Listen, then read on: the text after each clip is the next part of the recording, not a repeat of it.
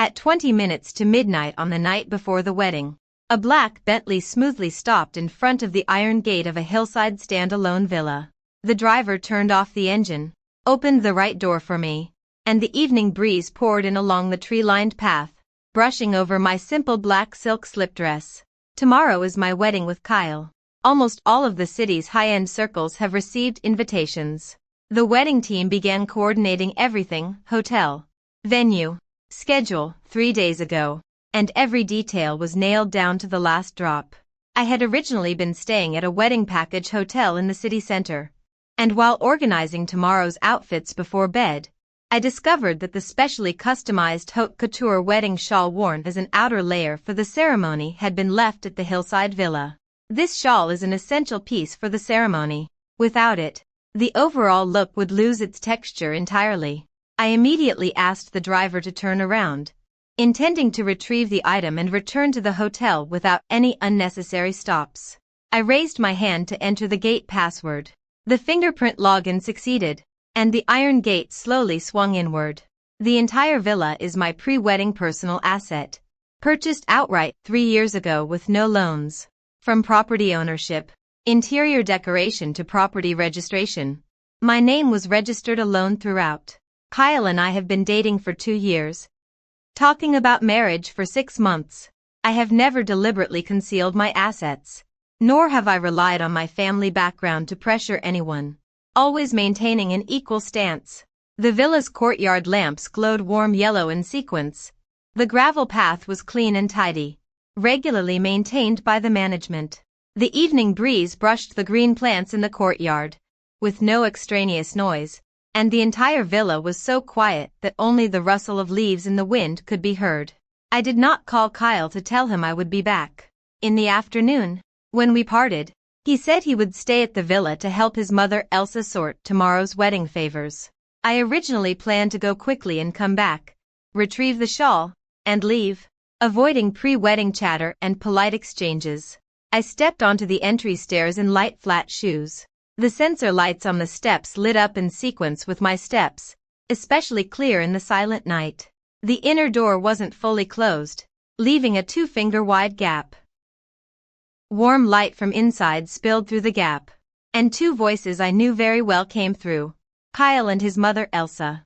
My steps halted at the doorway, my body leaning against the outer hall's pillar, not pushing the door, not making a sound, quietly listening to the conversation inside. Elsa's voice was slow and deliberate, carrying a calculated, confident tone, no longer the amiable and kind manner she usually shows to outsiders. Tomorrow, after the wedding is over, you'll have completely secured her identity. This hillside villa, its location, social circle, and value retention are all top tier. You've been dating for 2 years and finally haven't wasted your effort. Next came Kyle's response, lazy yet with a victorious air, completely shedding the gentleness and indulgence he usually shows me. Mom, I've got this. She's insistent that this villa is her pre-marriage asset. Won't add my name. I've cajoled her for half a year with no luck. But it's okay, once we're married, she won't have a say. She values emotions and face most. After we're married, I'll gently sway her with pillow talk, and using pregnancy and family stability as pretexts, she'll give in sooner or later. The dialogue behind the door clearly reached my ears. My fingers pressed against the cold wall, my body perfectly still, with no extra movements. Elsa let out a light chuckle, her tone full of calculating shrewdness, each word bearing naked practicality. Don't rush too much. The safest course is a gradual approach. Not only does she own this villa, but she also has her own media company, 3 city apartments, and overseas trusts and investments. Her family is affluent beyond your imagination. Her parents live overseas most of the year. She has no close family backing her up. She's independent and strong-willed, and she cares most about appearances and a complete marriage. As long as we stay steady and don't clash head-on with her, slowly infiltrate, all of her assets will eventually become ours. Kyle's interjection was more assured, the coldness and selfishness in his words laid bare. I've already planned it out. After the wedding, I'll slowly take over the contacts around her. I've ingratiated myself with several core partners of her company. After we're settled for half a year post-marriage, I'll propose that we run the business jointly as a couple, and have her entrust the equity to me for management. She doesn't understand how treacherous people can be and just wants a stable life. She certainly won't see me coming. Once the equity and assets are in our hands, this villa and all assets will be tied to her completely, and she'll have no chance to back out, Elsa immediately warned, her tone filled with calculating caution. Remember, before the wedding, don't reveal a single hint of your plan. Tomorrow, fully cooperate with her in the ceremony. Be gentle and considerate, accommodating in every way, and win over all the relatives and friends, making everyone believe you truly treasure this marriage. Once the wedding is smoothly completed and the marriage legally takes effect, we can convert her premarital assets into joint marital assets in our control. I've asked around a lawyer I know, and as long as there is long-term joint management after the marriage, shared loan repayments, you can fake the records, plus her voluntary signing authorization. Even her premarital fully paid house can be split and controlled. The room fell silent for a moment. Then Kyle's voice rose again, his greed unmistakable. I'm after her family's wealth and her abilities.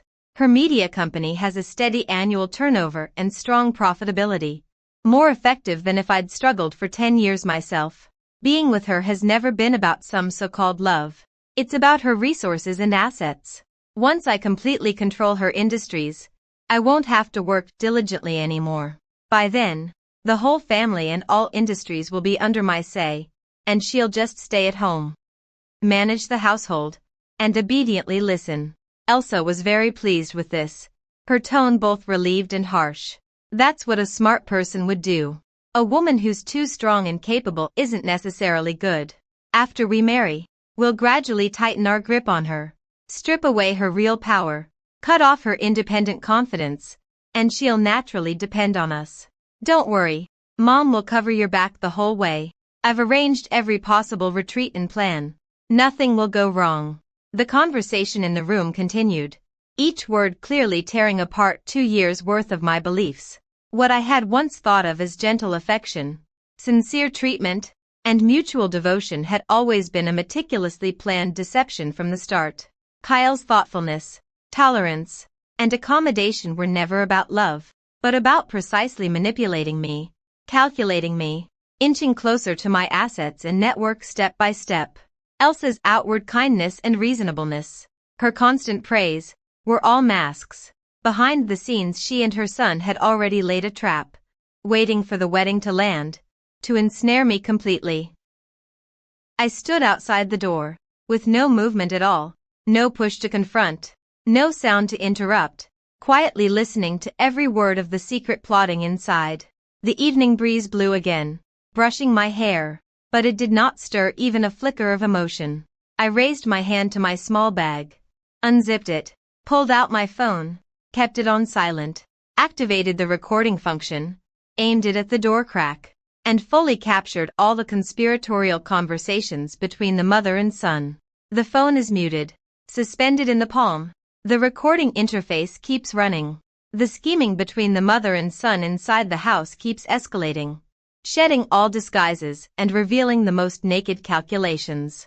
I lean against the doorway column, unmoving, my eyes calmly fixed on the tightly closed door, with no trace of reaction throughout. Elsa's voice rings out again, even more fragmented and vicious than before, every sentence detailing long-planned rules. Holding the company's equity in real estate isn't enough. I've found out that she has a private startup assistance fund under her name, a personal earnings not belonging to the company's liquidity.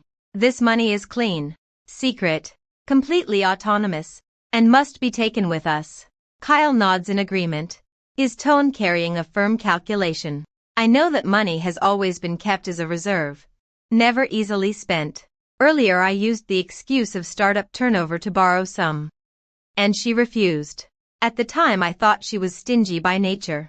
Now it seems she was guarding against me. But it's fine, after marriage. I'll use the guise of working together as husband and wife to persuade her again.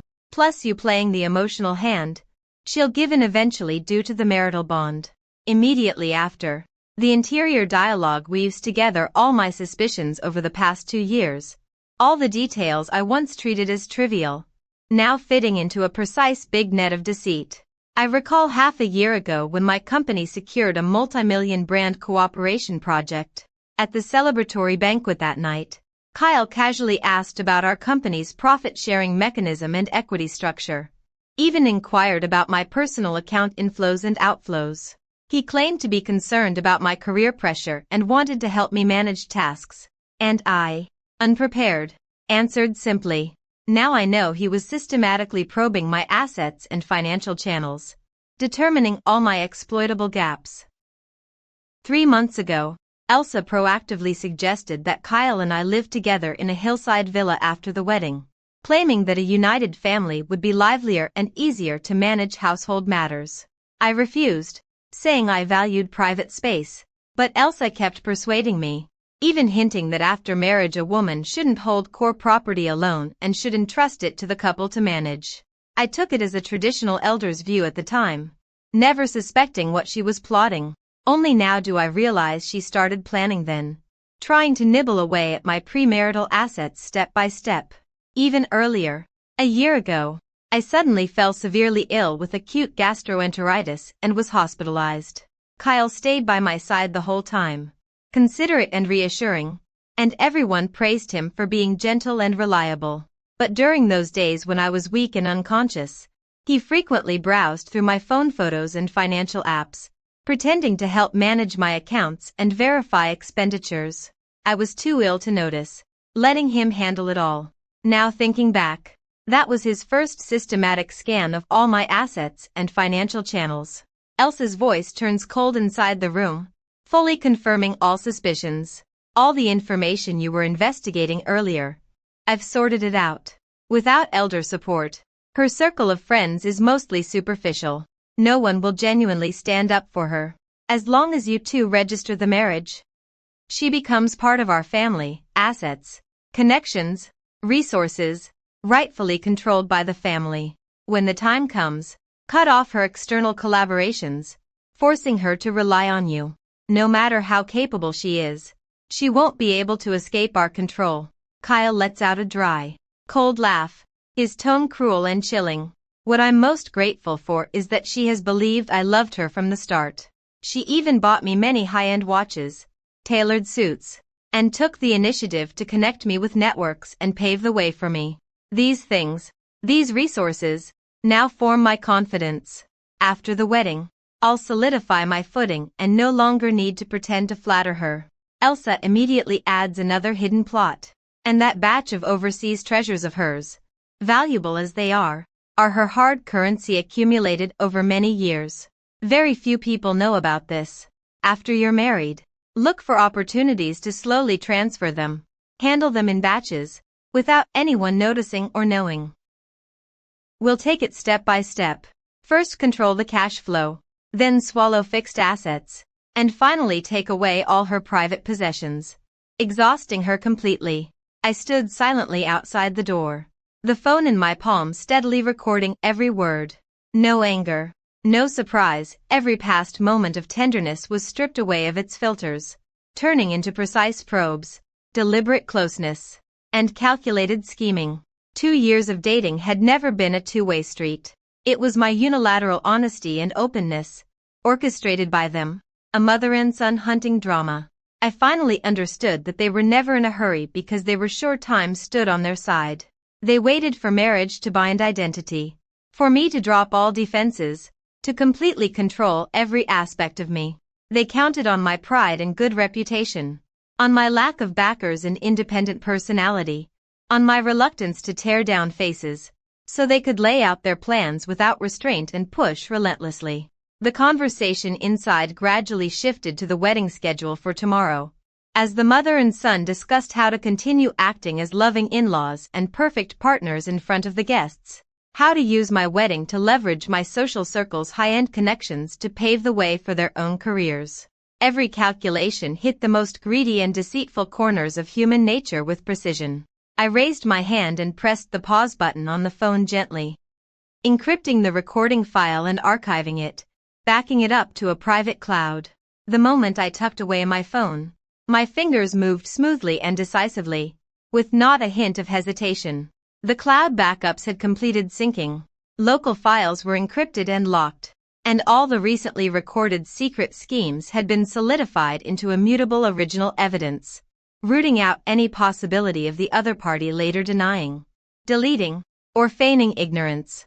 The room's conversation remained calm, shedding its blunt asset calculus and turning to refined after-marriage control methods, with each sentence paving the way for this meticulously planned plunder. Elsa's voice was measured, seasoned with long-standing scheming. Tomorrow at the wedding ceremony, you'll perform well, interact lovingly with her more, take plenty of affectionate photos and videos. If after marriage she senses something off and wants a divorce or to split assets, these openly affectionate materials will be our best bargaining chip. Then we'll bite back, say she regretted the marriage without cause, her personality is paranoid, and publicly portray her as domineering and ungrateful, so she'll be the subject of widespread criticism in the circle. Kyle echoed, his tone filled with unwavering confidence. I've arranged everything. The wedding will be filmed from multiple angles by my friends, all footage biased toward the image of me as the devoted one. I've already informed relatives and friends in advance, with a unified public statement. I've always been tolerant and accommodating, treated her with genuine kindness, while she's always been aloof and passive. As long as the public opinion is carefully steered, even if we end up breaking apart, everyone will side with us and no one will believe her side. I stood outside the door, still and unmoving, listening in silence. I opened my portable tablet and pulled up the pre-organized personal asset list, fingertips rapidly swiping to verify. This villa on the hillside bought outright, 3 luxury city apartments, my wholly owned media company, an exclusive startup fund, overseas trust accounts, niche high-end collectibles, every asset's purchase time, financial flow, title documents, and ownership agreement were clearly listed, black on white, with clearly defined rights and responsibilities. I checked each item one by one, pulling past 2 years' transfer records, purchase receipts, and networks liaison ledgers. Kyle had received high-end assets, business resources, and industry channels from me for free over the past 2 years. I had never deliberately kept records, but now I was filling in every detail. The limited edition watch I gave him for his birthday, the custom suit bought for holidays, the daily living expenses I subsidized, the industry bigwigs I had referred to him, the projects I helped him secure. Every bit of scattered effort was now organized into a clear, complete evidentiary chain. I knew their scheming loopholes. They only saw the abundance of assets under my name, certain I had no support, cared only about appearances, but they overlooked that I had cultivated the industry for many years, always acting with meticulousness and caution, accustomed to preserving all key credentials, leaving no foothold for others to exploit. They thought I was naive and easy to fool, but little did they know that all my openness was merely my bottom line for acting sincerely toward people, not a lack of scheming. The room's conversation revealed new hidden layouts again, fully filling in all my remaining questions. Elsa whispered, her voice very low but still clearly audible through the gap in the door. I've already asked a trusted contact to reach out to a loan tracing institution. After the marriage, we'll fabricate joint loan repayments for your mortgage and renovation loans in batches, and also forge joint expense receipts, even if the house and assets were purchased with premarital funds. As long as we have a continuous record of joint loan payments, we can firmly secure a share of the assets in court. Besides, I've drafted a post-marriage joint management agreement. After the wedding, I'll find an excuse for her to sign it willingly, the nominally united to manage the family business. But in reality, it will completely strip her asset disposal rights. Kyle let out a cold, casual laugh, a tone both chilly and self-satisfied. She'll sign for sure. She values a perfect marriage too much, longs for a stable family and a secure home too much. As long as I show a little weakness and draw a few future promises, saying that for the sake of family stabilize and to avoiding marital disputes, she will definitely drop her guard and sign. Once the agreement takes effect, her company, property, and funds will no longer be under her sole control. At that time I will slowly seize power, gradually push her out of the core management, and completely take over all assets. The moment these words fell, my fingertips precisely froze on the tablet, creating a new dedicated evidence folder to textually record every conspiracy detail I had just heard, marking time, place, and the core of the dialogue, matching them one by one with the recordings and asset vouchers to form a closed loop of ironclad evidence. I provocated the opportunity to review all past details, thoroughly sorting out all doubts.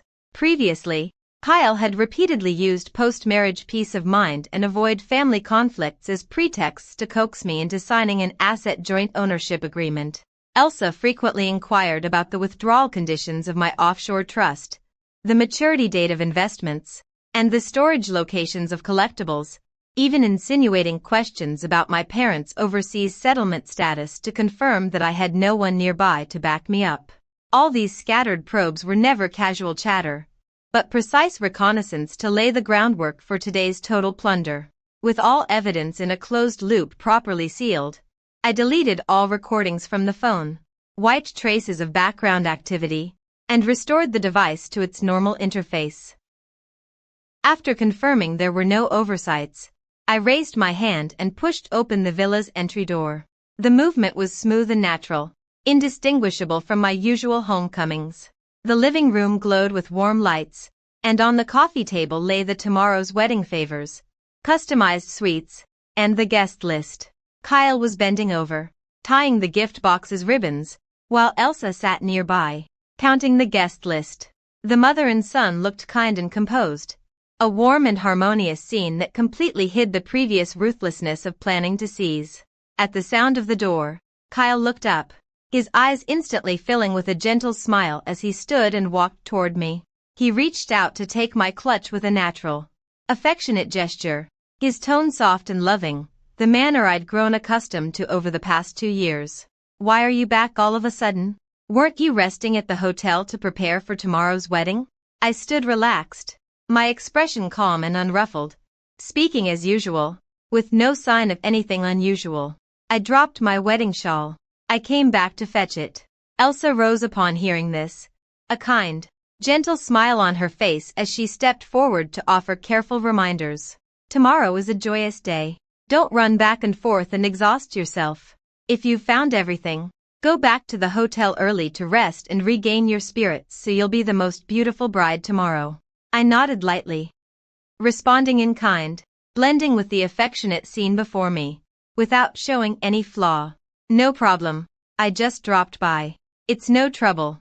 Kyle lightly stroked my hair with his hand, a tender, natural movement, and his gaze was gentle in just the right measure. To an unsuspecting onlooker, one would think he's deeply affectionate, treating me as well as possible. "I thought you wouldn't be back tonight. I'd just finished organizing the favors with Mom and was thinking of stopping by the hotel to see you later." I lowered my gaze to the neatly arranged favors on the coffee table, my eyes glancing over the two of them before I spoke softly. "No need to make a special trip. The hotel has good security, and I have easy access here." The entire conversation was simple and everyday, with no sharp words and no exposed emotions. I stood quietly in place, letting them proficiently act out the roles of a gentle fiancé and a benevolent prospective mother-in-law, while I quietly compared every recent conspiratorial line I'd recorded.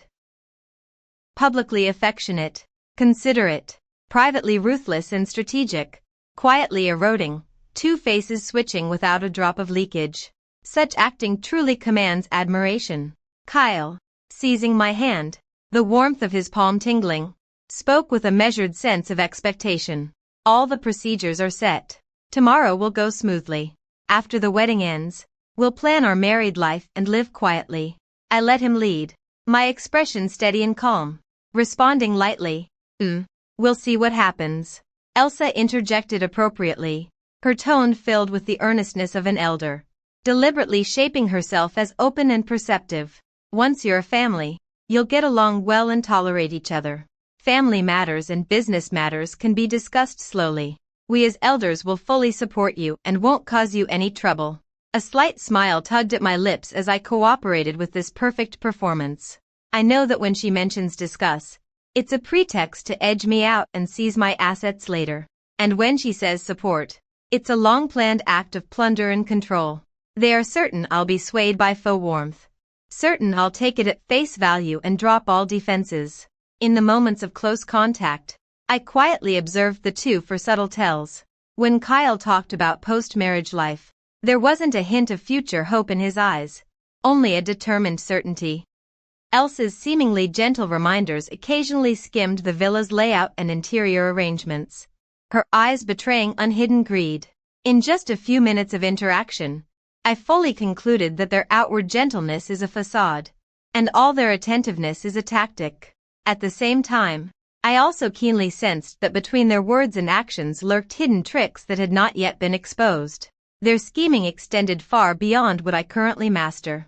I did not ask more, did not probe further, and I still remained calm and gentle, not exposing or disturbing them. The calmer it is now, the more complete tomorrow's reversal will be. I raised my hand to indicate I had taken the scarf, and spoke softly to bid farewell. I've got the things. I'll head back to the hotel first. You all should rest early.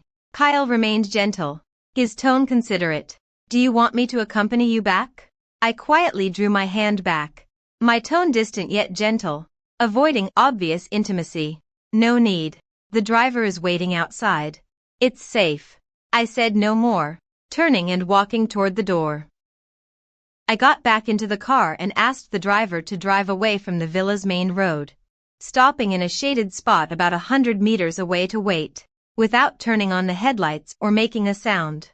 Following the original plan, I was supposed to return directly to the wedding hotel to rest, but the near contact with Kyle and Elsa a moment ago left me wary, as their eyes held an unspoken certainty. I didn't choose to leave hastily. I quietly stayed in the car, observing the villa's movements. The night was thick, and the hillside villa area was unusually quiet, with only sporadic streetlights scattering scattered light through the branches. All the car windows descended to reveal soundproof glass. Conversations on the second floor of the villa clearly fell into the car, not far away, each word audible. In just 20 minutes, the gentle and kind front they wore in front of others completely came off, and the second private conversation between the mother and son directly exposed a deeper trump card I had never anticipated. Elsa's voice was cold, hard, and concise, stripping away all elderly gentleness, leaving only calculated urgency. The wedding process, the words for relatives and friends, and the public relations groundwork are all fine, but we can't rely on nibbling away after the fact slowly. Too slow. We must lock in the safest bottom card in advance. Kyle's voice carried a hint of relaxed arrogance. Mom, you're overreacting. She has no parents by her side and a decent personality that avoids trouble.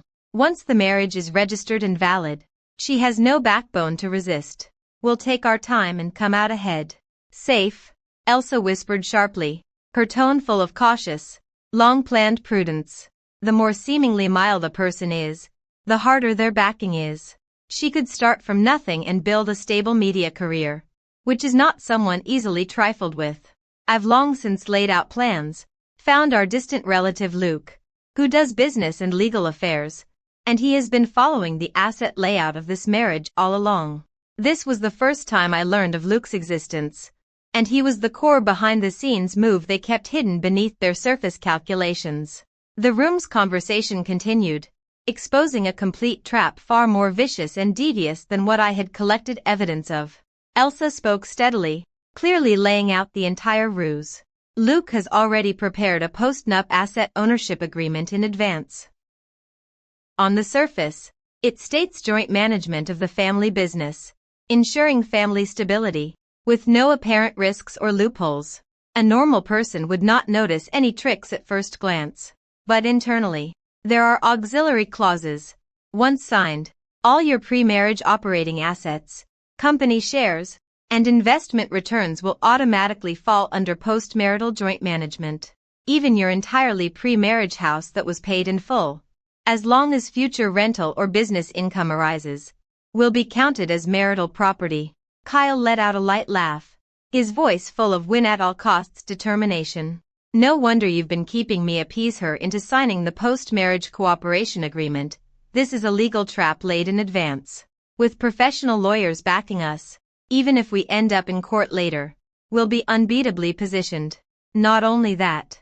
Elsa's voice carried a cruel precision. "Luke specifically told me not to rush her to sign all at once, but to proceed in 3 steps. A week after the wedding, to lay the groundwork by smoothing the family relationship. 1 month after the wedding, to persuade under the banner of the company's development support. 3 months after the wedding, to pressure for starting a home by preparing for pregnancy. A gradual progression that makes her unconsciously drop her guard and willingly sign. All legally compliant and uncontested." I sat in the car with my expression remaining calm, quietly recording and archiving all these new details of the conspiracy. It turned out they were not only coveting my assets, but had already joined forces with professional legal counsel to tailor a legally wrapped trap, intending to use loopholes in the rules to drain all of my years of accumulated wealth. The more deadly trump card lay ahead. Elsa continued to urge, each word piercing the heart. "I've also had Luke check her private trust. There's a large lump sum payout scheduled to mature in 5 years, which can be withdrawn at the beginning of next year. This fund is enormous and belongs to her personal earnings. The final trump card. We must seize control of asset disposition before the redemption, so that once she withdraws and keeps it privately, we will have no chance to touch it again." Kyle's tone grew greedier and more straightforward. "I've kept an eye on this money for a long time. I thought there was no way in. But now there's a backing agreement. As long as we get the signature, this redemption fund can be treated as post-marital joint income and split right down the middle. Once I have this money, I will no longer be under anyone's control. My career, connections, and assets will all be in place." Elsa pressed on, finalizing the plan to seize control. "Once all assets are in place, we'll gradually reclaim her company's management authority, cut off her core network connections, and make her completely exit the industry circle. Without a career, without asset leverage, without external social support, no matter how smart and capable she is, in the end she can only live off us, for the rest of her life, unable to rise again." The second floor of the villa glowed with bright, harsh light, underscoring the mother and son's unbridled greed and malice. I finally understood that the 2 years of tender pursuit, considerate accommodation, and kind treatment had never been about casually climbing for wealth. It was a meticulously planned 2-year-long, professionally supported, legally fortified, long-term grounded precision hunt. They calculated my personality, examined my means, anticipated my weaknesses, and even used legal rules to pave the way for their plunder, step by step, leak-proof. The apparent property and company calculations were just scaffolding. The deeper aims were the trust funds, professional discourse power, and network plunder, their true ultimate goal.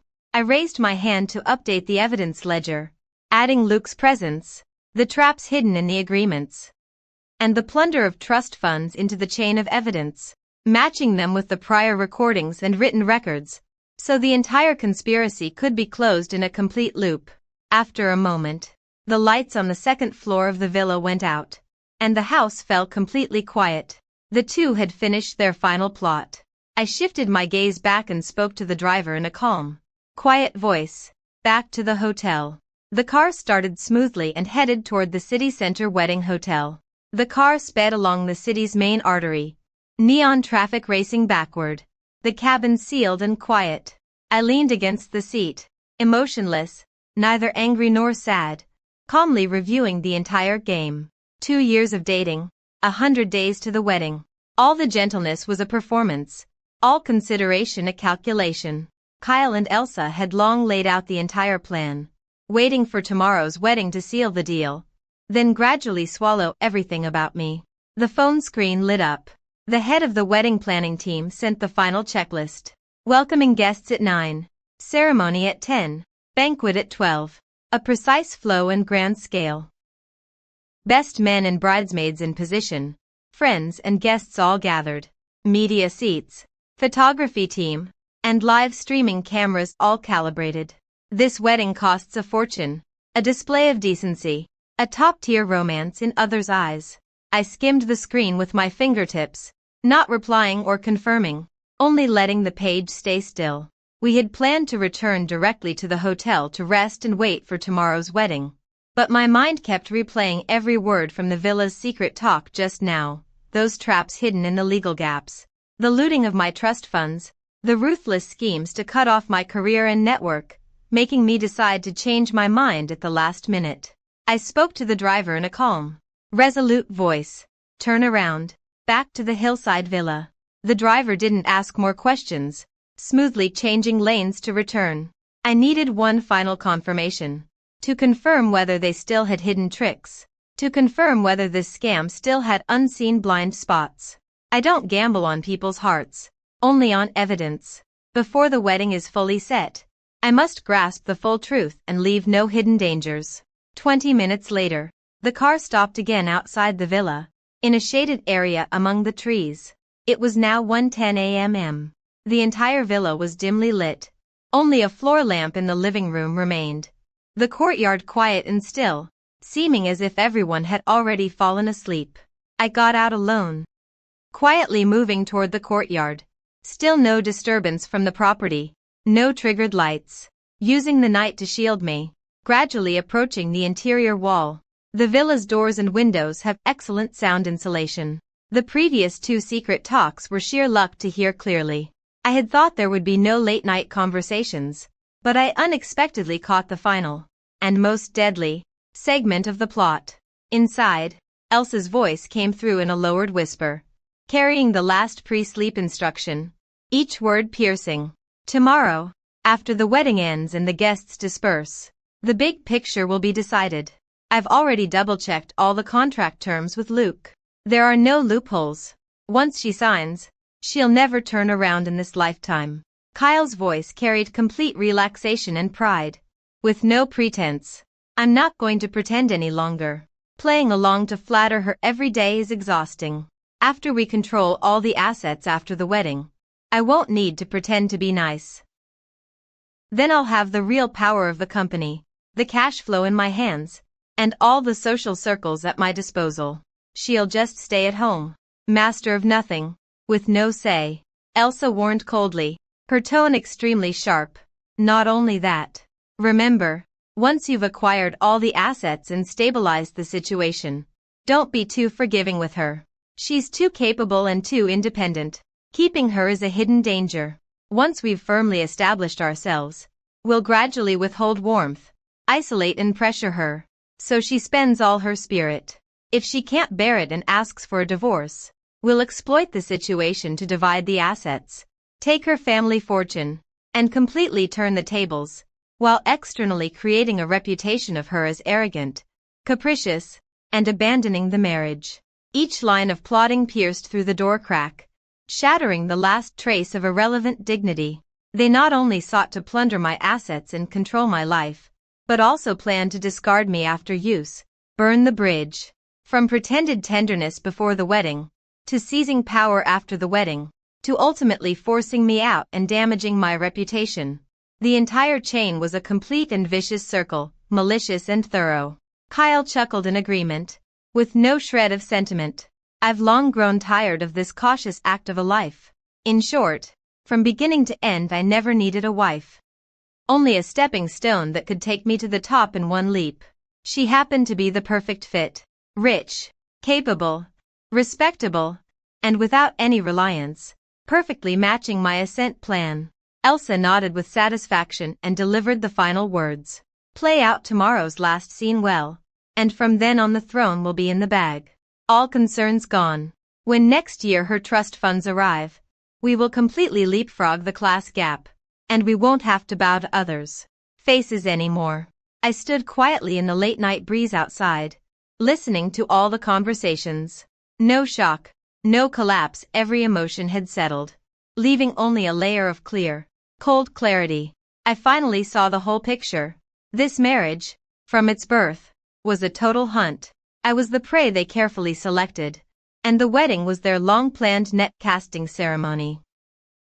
For 2 years, I was sincere, wholehearted, proactively sharing resources, wholeheartedly supporting the other's career, being kind to elders, and accommodating each other. Yet what I got in return was the mother and son's 2-year-long meticulous calculations, layered schemes, and a toxic plan to discard once finished. The feelings I treasured were their stepping stone to the top. The life I built was the spoils they coveted. The dignity I upheld was their soft spot to bully. I raised my hand to take out my phone, started the final full recording, and sealed this late-night heart-piercing conspiracy in full, completing the last gap in the evidentiary chain. Thus, from initial acquaintance and probing, to pre-wedding scheming, post-wedding traps, asset plundering, social network manipulation, and finally the abandonment and smear. The entire 2-year scam with evidence complete and no omissions. Putting away the phone, I silently canceled this highly anticipated wedding in my heart. No hesitation, no reluctance, not a hint of regret. I never fear genuine heartbreak, but I will never allow others to trample on my life or plunder my blood and sweat. They want to using the wedding as an excuse to enter and plunder everything. So I, on the night before the wedding, will personally extinguish all their dreams. I won't make a scene, I won't quarrel, and I won't confront them overnight, letting them sink into the illusion of imminent ascent. The more determined they are tonight, the more brutal the backlash will be tomorrow. I turned and walked away from the villa courtyard. When I returned to the hotel suite, the clock showed midnight. The entire floor had been reserved in advance by the wedding team. The corridor was quiet and elegant, and the room was filled with wedding gowns, veils, jewelry, and styling props for tomorrow. Everywhere there was a festive atmosphere for the newlyweds, but to my eyes it looked absurd and ridiculous. I did not touch any wedding items, but walked straight to the office area and sat down, opened my private computer, and activated the emergency online channels for the dedicated legal and financial teams. The pop-ups connected instantly. On both ends of the screen stood my longtime, utterly reliable core team. No one was surprised by the late-night urgent handoff. We simply waited for my instructions. I uploaded all recorded audio files and textual evidence ledgers without any preface, and my words began with precise deployment. Immediately activate the highest level of asset preservation.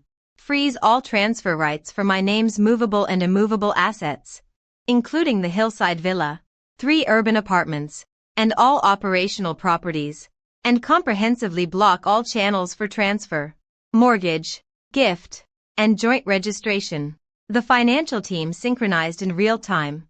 The system interface flashed with rapid updates, and each preservation directive took effect swiftly. I continued to calmly issue detailed orders to seal off every loophole in the opponent's schemes, lock down full ownership of my personal media company, pause all equity changes, proxy holdings, and management delegation applications, freeze all abnormal authorization channels for public accounts, and revoke all non-core personnel's management viewing rights. Previously, Kyle had used the pretense of helping me manage the company and become familiar with the industry to repeatedly request back-end viewing permissions and project liaison authorizations. I had previously opened up modestly to show trust, but now I would recover everything in one click, erasing all access and preventing any opportunity for him to operate. Next, I targeted the opponent's core backup plans with precise defenses, coordinate with overseas trust institutions, submit asset protection applications, designate my trust account as exclusive private assets, reject any post-nuptial joint ownership recognitions or division requests, file advance notice for exclusive ownership of funds to be paid out next year, and retain official filing receipts. The legal team followed suit, ensuring bottom-line protections on the legal front, item by item strengthening the protective barriers, organize all audio evidence, perform official notarization with timestamps, issue a premarital asset ownership appraisal report, itemize Kyle and Elsa's fraudulent scheming and asset plundering plans, and form a complete legal evidence dossier. My pace remained steady and my instructions were clear throughout. I showed no sign of panic. They were well prepared, having spent 2 years laying out the plan.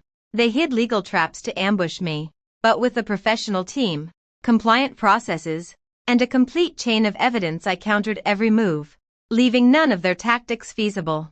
The team efficiently advanced various operations, and pop-up messages about preservation success, permissions shut, and notary acceptance kept appearing on the screen. I then added the finishing touches, completely cutting off any attempt to manipulate public opinion. Compile a list of all the property Kyle has obtained for free over the past 2 years, all uncharged networking resources, and all cooperative projects won through my platform. Solidify and preserve the evidence, maintain traceable records, and prepare dual proofs for public opinion and legal challenges. I had long seen through the opponent's final trump card. If they could not seize power, they would smear me in return, trying to ruin my reputation through public opinion and force me to compromise. So I not only had to safeguard the assets but also prepare anti-defamation evidence in advance, ensuring that every tactic of smearing, framing, or taking the blame would fail. It was 12:40. All assets were frozen, permissions withdrawn, evidence notarized, and overseas filings completed. All my premarital assets, personal holdings, and private funds were locked in a closed loop, with no that could be invaded, divided, or manipulated. Kyle and Elsa's meticulously prepared 2-year plan for post-marital plunder had been neutralized even before it could land. I closed the computer, the taut nerves slightly relaxed, yet I remained fully lucid. Asset preservation is only a basic counterattack. The real turnaround is to completely tear apart their hypocritical masks and make them pay a commensurate price for 2 years of deliberate deception and malice. I pick up my phone, delete all records of wedding expectations, and cancel all permissions and appointments related to the marriage. No hesitation, no vacillation. This false marriage, which aimed to exploit with sincerity as bait, is voided from tonight onward. The night outside is thinning, the horizon pale with a hint of dawn light, and there are less than 9 hours until the wedding reception. Everyone outside is looking forward to my grand wedding, but no one knows that the bride has already personally ended the scam. No one knows that this much-anticipated celebration is about to undergo a total reversal. I stand up and straighten my clothes. At dawn, 7 in the morning, there were only 2 hours left before the wedding guests' arrival. The hotel bridal suite was in full bustle outside and inside. Makeup artists, stylists, bridesmaid teams were taking their places one after another. The jubilant atmosphere was at its peak, as everyone did their part for this grand wedding. I sat calmly in front of the mirror, allowing the makeup artist to handle my look, remaining silent throughout. My phone lay on the table, continuously buzzing with messages. Kyle sent me multiple warm greetings in a row, urging me to rest well and wait calmly for the wedding, his words full of practiced gentle tenderness. Elsa also sent a senior-style admonition, his words polite and earnest, pretending to be full of expectation. I read them all but didn't respond at all. I opened the workgroups of the wedding coordinator, the overall wedding planner, the venue operations, and the banquet supervisor, and sent a unified notification. The wedding is cancelled immediately. All staff stop all preparations. Freeze all progress. The group instantly erupted in astonishment and questions. I offered no explanations, only forwarded the official termination agreement, clearly stating the individual unilateral termination of the wedding and taking full responsibility for all venue penalties, material losses, and staff overtime costs, without requiring the other party to pursue accountability or engage in negotiation. The funds I had prepared overnight were immediately deposited, and the payout process completed with one click, completely eliminating the possibility of entanglement or public criticism from the wedding organizers. Money used to quickly seal off the process and stabilize the situation, not giving them any chance to exploit the situation. Next, I privately messaged all groomsmen and bridesmaids, close friends, and special guests with a uniform, concise message: personal reasons, wedding cancelled. Apologies for the abruptness and rudeness. Later apologies and thanks will be given individually. After sending all the messages in batches, I closed the chat windows, severing all wedding-related relationship-building links. One of Kyle and Elsa's biggest schemes was to leverage my high-end wedding circle to climb with industry bigwigs, capital, and networks, using the newlywed persona to establish themselves and raise their value. I directly terminated the ceremony in advance, cutting off their only avenue to rise by leveraging others, delivering the first strike precisely at their core. At 8 sharp, the wedding team halted all work. The venue's finishing touches stopped. Stage lighting, large screen materials, and banquet setups all halted. The originally bustling wedding site fell into sudden stillness and quiet. The grand festive atmosphere completely dissipated. Guests arriving outside were politely turned away by staff. The process change explained in a gentle, uniform manner. No one knew the specific reason, only that the couple's private matters required a sudden adjustment. The news spread in layers, and within half an hour the cancellation of the wedding had quickly spread within the circle. I remained seated in the bridal room, makeup intact, expression calm, with no panic, no avoidance, and no explanations. In contrast, Kyle, after receiving inquiry from relatives and friends and after the wedding organizers halted work, finally sensed something was off and his phone began to ring off the hook. I kept my phone on mute, rejecting all calls, letting him feel the panic and disarray.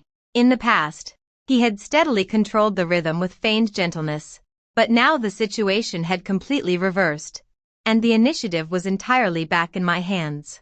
Elsa's calls followed, one after another, with deliberate anxiety and puzzlement, attempting to pressure me by phone, to probe the reason, and even hoping to continue using the elder role to coerce me to reconsider. I ignored all of it, not answering, not replying, not communicating. I knew very well that once I engaged in a conversation, they would immediately switch to acting, playing the victim, lingering affection, moral coercion, using every possible tactic to stabilize the wedding and protect their climb to the top. I would not give them any chance to perform or maneuver. 9 o'clock. The originally scheduled welcoming time. The wedding venue stood completely empty. News of the wedding being completely cancelled had barely spread when hurried footsteps echoed from the hotel floor near the elevator. Kyle and Elsa charged straight to my exclusive wedding suite floor, shedding the last traces of last night's smooth composure, their faces filled with urgency and disarray. The door wasn't locked. They pushed it open without knocking, their voices wrapped in restrained fury and questioning. Kyle stepped forward with a bold stride, the gentleness in his eyes shattered, leaving only frantic, uncontrolled anger. Why cancel the wedding suddenly? All guests, the venue, and the ceremony arrangements are in place. Do you know you're making a scene? Acting arbitrarily in public? Elsa followed closely, immediately switching to a melodramatic elder persona. Brows knit, voice heavy, deliberately displaying a look of heartbreak. Child, how can such a matter of marriage be handled so rashly? Both families and friends are present. The elders in our circle are here. You backing out at the last minute ruins not only our faces but your own reputation too. The two played off each other, one pressing, one advising, adept at maneuvering public opinion, attempting to trap me with morality and fame, coercing me to compromise and restart the wedding. If I were an ordinary girl, under this kind of public pressure and being labeled as willful and reckless, I would likely panic and feel guilty, submit passively, but I remained calmly seated on the sofa, expression tranquil and unruffled. I looked up at them and spoke directly, my tone cold and crisp. I'm not marrying this man, and I have my reasons. Kyle's eyes flickered for a moment, his hidden calculations immediately exposed. Yet he still forced a pretended grievance, raising his voice to feign accusation. What reason? We've prepared for 6 months. We've loved and supported each other for 2 years. I've laid my heart bare for you, accommodated you in every way, the whole family ready and waiting. By what right do you cancel at the last minute and make me and my mother the butt of everyone's jokes? Elsa immediately chimed in, adding moral coercion in her words. Yeah, we've never treated you poorly. We've truly cared for you and welcomed you into the family. Your willfulness is simply too heartless. Today you must give us, and all our relatives, an explanation. They were certain I had no substantial evidence, Certain I loved my reputation too much to publicly tear down the facade. Certain I would only explain and apologize passively. They hoped to use this confrontation to reverse engineer themselves as deeply affectionate and innocent, wronged by me, pushing all responsibility onto me, so that even if the wedding was voided, they would ruin my reputation and force me to bow. I raised my eyes slightly, not engaging in further argument, and directly activated the pre-prepared external speakers and projection equipment. The big screen on the wall lit up, and 2 separate secret recordings from last night in the villa filled the entire bridal suite with clear, undistorted sound. First came Elsa plotting over property assets and plans to sideline me after the marriage, followed by Kyle's cold, straightforward confession that dating was merely to attach to resources and scheme for assets, every word piercing and true. Then the late-night ultimate conspiracy played, the two planning to discard and smear after using me, the venomous plan exposed in the air.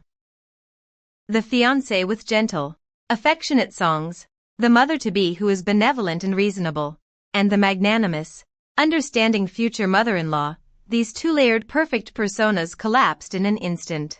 The suppressed quarrel in the room came to a complete halt, Kyle's face turning deathly pale, his body stiff, the ferocity and swagger in his eyes all fading away, leaving only sudden panic and fear.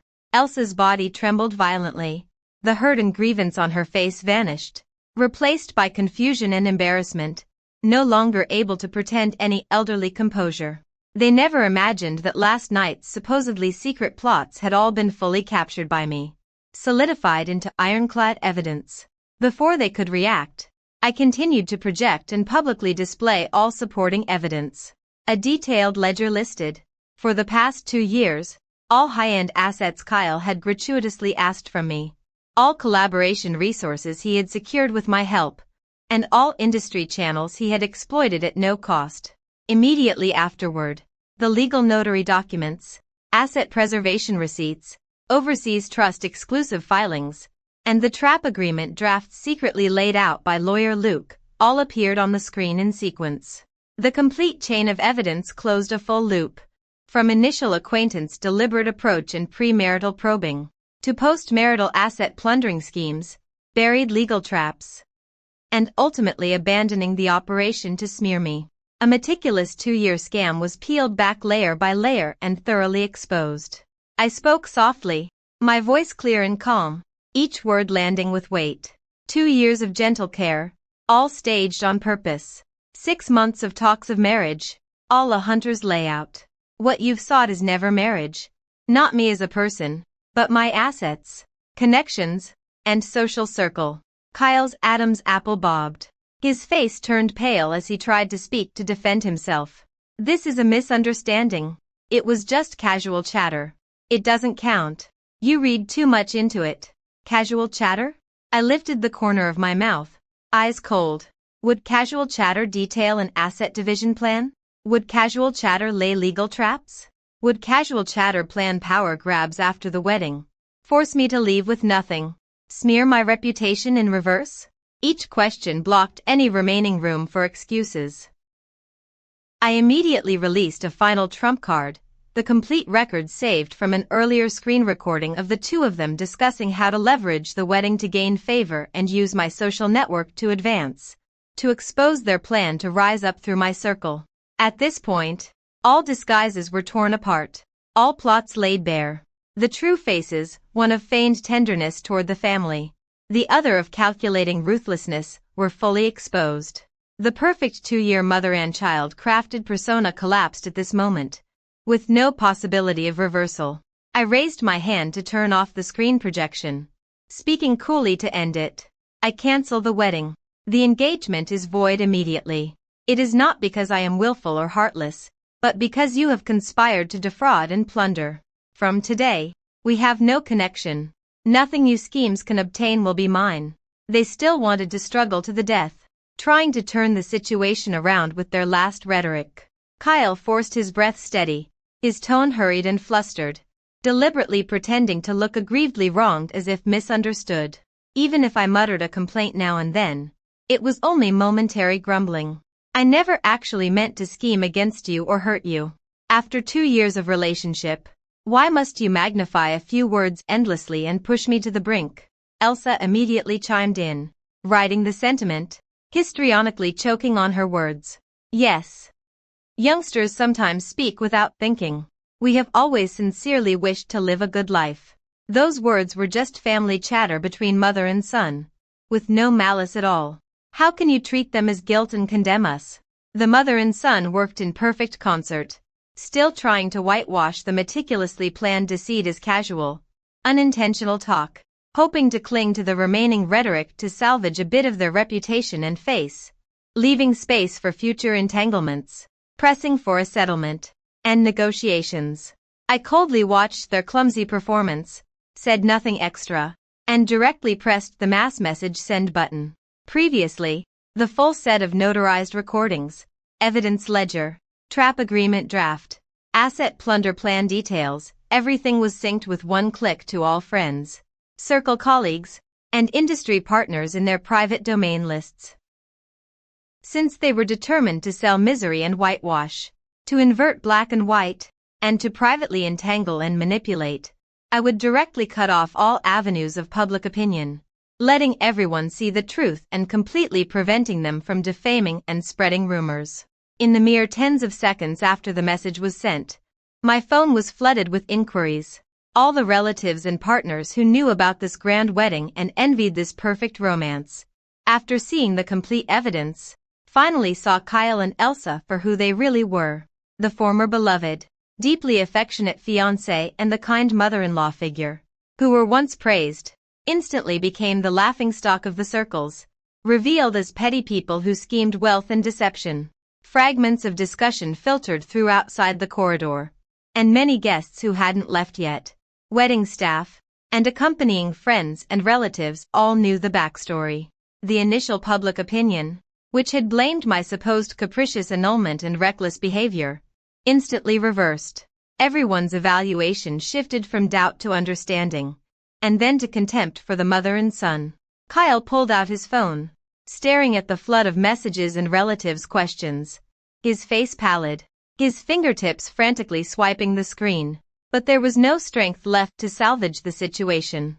The 2 years of painstakingly built sincere, dedicated, and high-quality persona had collapsed within me, and the reputation and aura amassed from my resources and connections had shattered. I seized the final lethal blow, connecting to the law firm Luke belonged to officially send complaints and industry filings.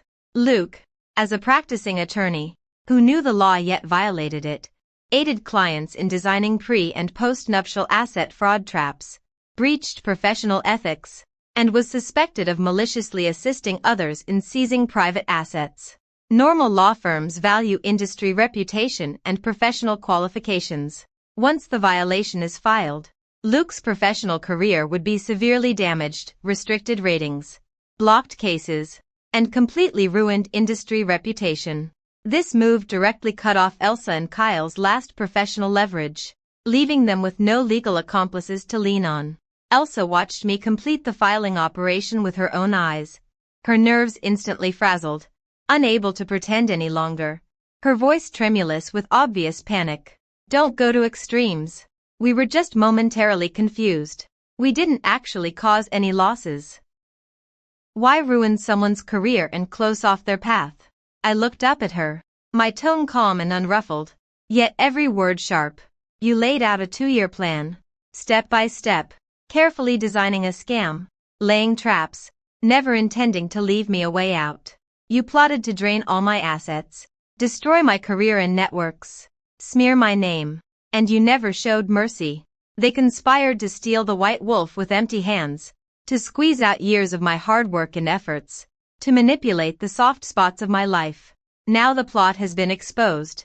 They foolishly think I am merciful, will turn the other cheek, as if there could be such an easy solution in this world. I continue the reverse settlement on the ground, sorting out every business project Kyle has taken through my platform, networks, and resources over the past 2 years, coordinating with partners, providing written explanations, informing all parties of the original resource ownership and the background of assistance for every collaboration. while clearly indicating the subsequent termination of all resource connections and the revocation of all collaboration endorsements. All of Kyle's business resources, industry opportunities, and circle connections that he gained through me have been zeroed out one by one and completely recovered. The very barrier to crossing a social class Kyle relied on with this marriage collapsed in an instant. Not only did he fail to achieve any upward mobility, he completely became a laughingstock within the industry, with no one willing to work with him. In just half an hour, the full-scale counterattack was fully realized. Public opinion, networks, careers, reputation, legal aspects, 5 chains of retaliation closed in unison. Kyle and Elsa's 2-year scheme, all at once and completely destroyed. Every calculation boomeranged back onto themselves. Kyle clutched the phone tightly. The arrogance, greed, and swagger in his eyes vanished, leaving only endless remorse and despair. Elsa's legs gave way. Her body swayed. A lifetime of sharp calculation and profit-making never imagined she would fall prey to a trap she herself laid, ending in a total defeat. I retract all attention, no longer looking at the 2 pathetic figures, and with a calm tone I bring the curtain down. The scams you carefully wove, I will tear apart with my own hands. The fame and fortune you crave will be out of reach. The dignified life you should have is zeroed out. This is what you deserve, brought on by your own deeds. When those final words fell, the room fell silent. Kyle hung his head. The phone screen lit with a full screen of scolding and breakup messages. From head to toe he shed all his polish. The 2 years of painstakingly feigned ambition, gentleness, and fidelity shattered completely in the face of hard evidence.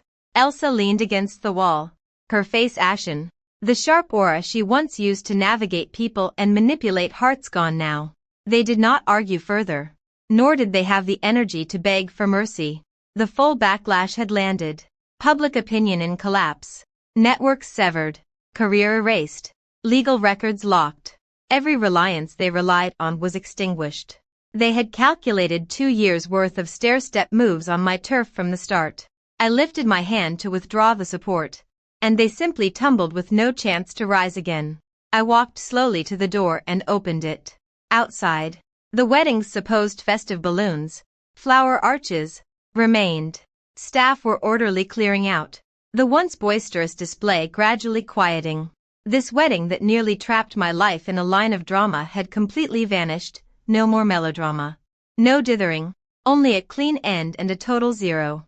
I called administration and legal, issuing the final wrap-up commands.